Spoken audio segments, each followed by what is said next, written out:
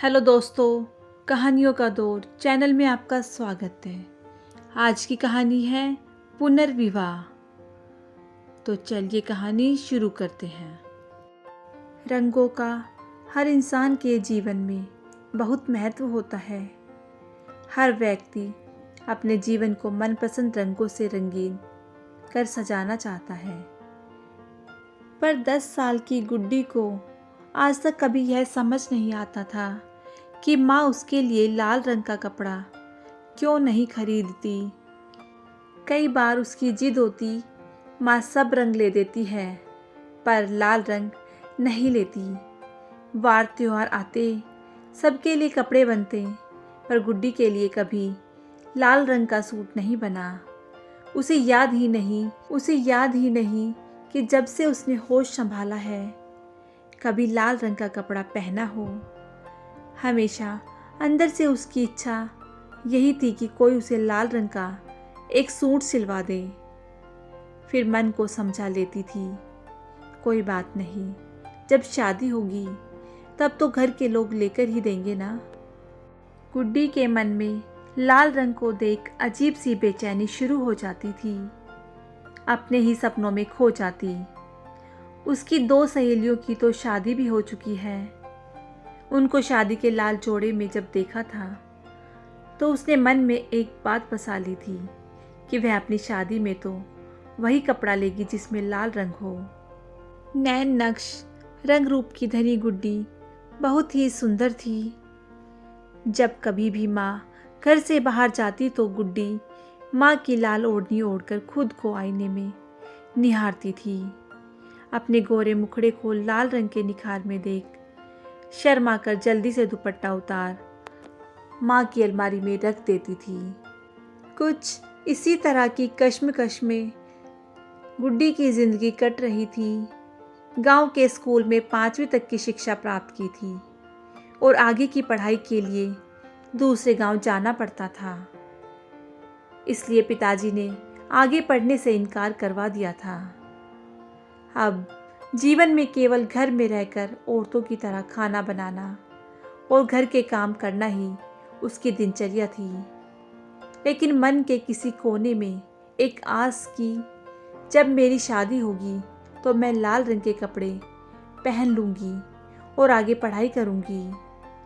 समय के साथ उसने लोगों को बदलते देखा था, पर अपने घर में उसे कहीं भी कोई बदलाव या कहिए कि आधुनिकता की कोई पहल नज़र नहीं आती थी।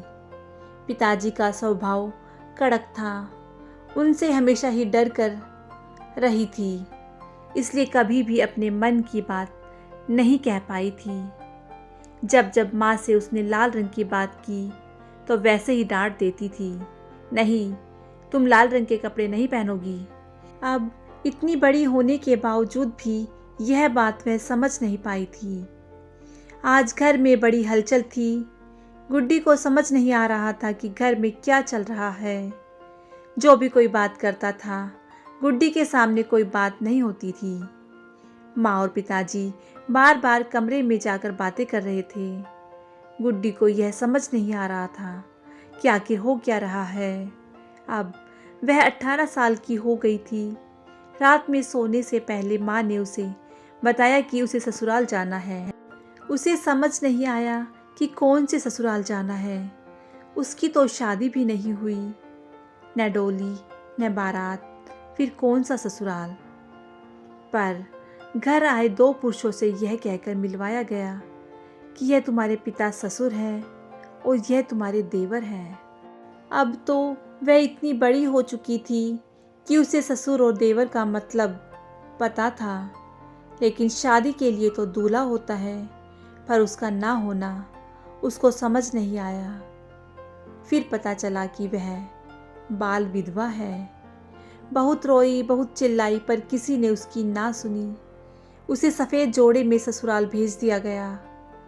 उसके अंदर का लाल जोड़ा उसके अंदर ही जलकर राख हो गया। जब अपने माता पिता ने नहीं सोचा तो दूसरों से क्या आशा रखती। और भाग्य की विडंबना समझकर गुड्डी चुपचाप ससुराल चली गई, जहां उसने अपना जीवन ससुराल की सेवा वैसे ही अपना भाग्य समझ स्वीकार कर लिया। देवर उम्र में गुड्डी से 5 साल बड़ा था और उसकी शादी है, इसलिए ससुराल वाले अब गुड्डी को लिवा लाए थे।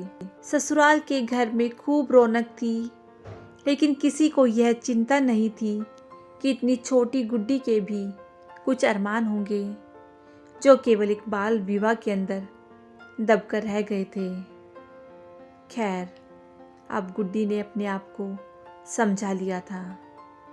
देवर की शादी बहुत धूमधाम से हुई, लेकिन फिर भी उसके लिए लाल जोड़ा नहीं आया।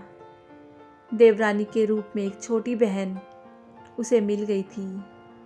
देवरानी बहुत प्यारी व समझदार थी। गुड्डी के साथ बहुत जल्दी घुल मिल गई थी। गुड्डी अब पहले से ज़्यादा खुश रहती थी।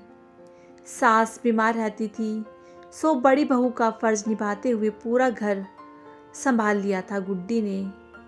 शादी के 2 साल बाद देवर के यहाँ लड़का पैदा हुआ, लेकिन भाग्य की विडंबना कहिए या परिवार का दुर्भाग्य है। छोटी बहू की डिलीवरी के समय मृत्यु हो गई। पोता घर आ गया। सास बीमार रहती थी। बच्चे की सारी जिम्मेदारी गुड्डी के ऊपर आ गई थी। देवर तो एकदम गुमसुम हो गए थे। नन्ही जान का क्या होगा, यह सबकी चिंता का विषय था। घर की इतनी परेशानियों के बीच गुड्डी को तो एक जीता जागता खिलौना मिल गया था। सास ससुर देवर सभी दुखी थे। गुड्डी को प्रभु से यही शिकायत रहती कि उसे खुशियां नसीब क्यों नहीं होती। घर में पोता आया तो देवरानी को छीन लिया। अब तो गुड्डी ने बिन माँ के बच्चे को माँ बन पालने का निश्चय कर लिया। जब देखो पूरा समय अपने बच्चे की तरह प्यार करती। उसकी ममता का उफान इतना था कि सब लोग हैरान रह गए। जब एक दिन उन्होंने देखा गुड्डी बच्चे को अपना दूध पिला रही है, कोई भी इस बात पर विश्वास नहीं कर पाया। लेकिन कुदरत का करिश्मा कहिए या गुड्डी की ममता कि मासूम बच्चे को एक माँ का दूध नसीब हो गया, किसी को इस बात पर विश्वास ही नहीं हो रहा था। पर शायद माँ की ममता देख भगवान ने गुड्डी को संपूर्ण माँ का दर्जा दिलवा दिया।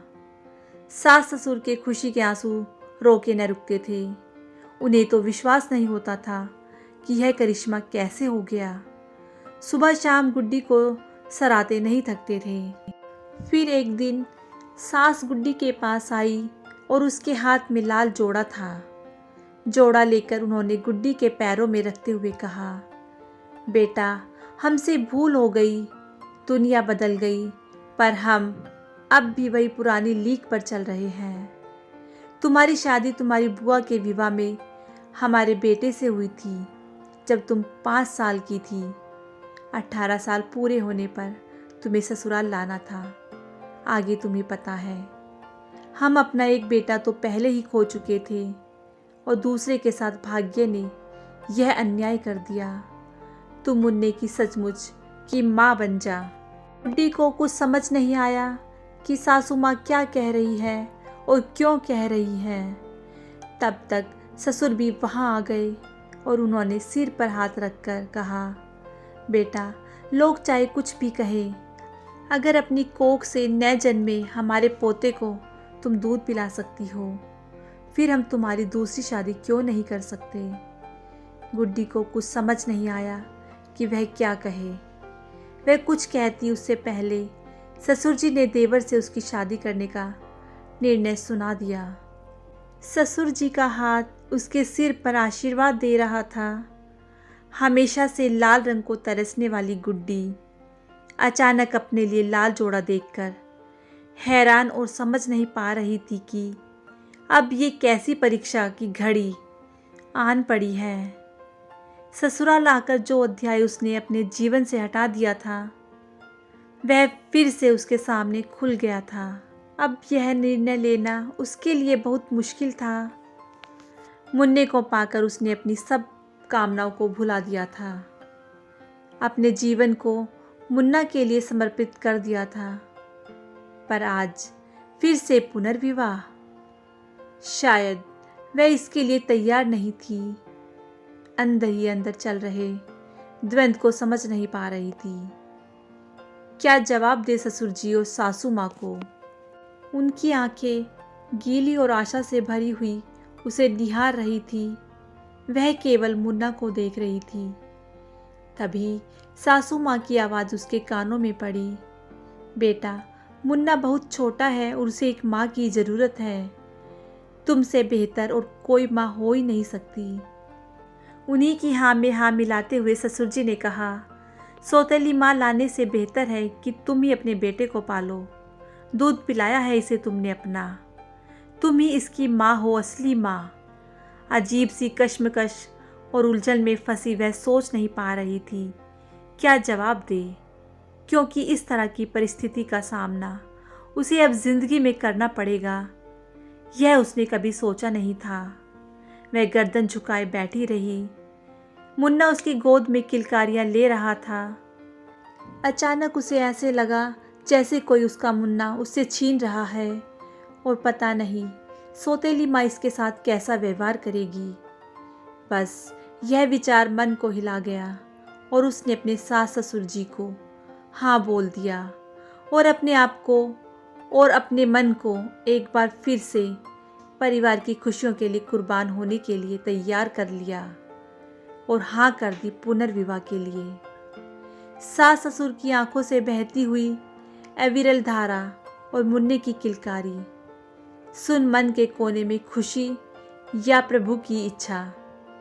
गुड्डी ने लाल जोड़ा उठाया और मुन्ने के माथे को चूमा और सासू माँ व ससुर जी को मुस्कुराकर देखा और उनके पैर छू शर्मा कर अपने कमरे में दौड़ गई। दोस्तों, कैसी लगी आपको ये कहानी मुझे कमेंट करके ज़रूर बताइएगा।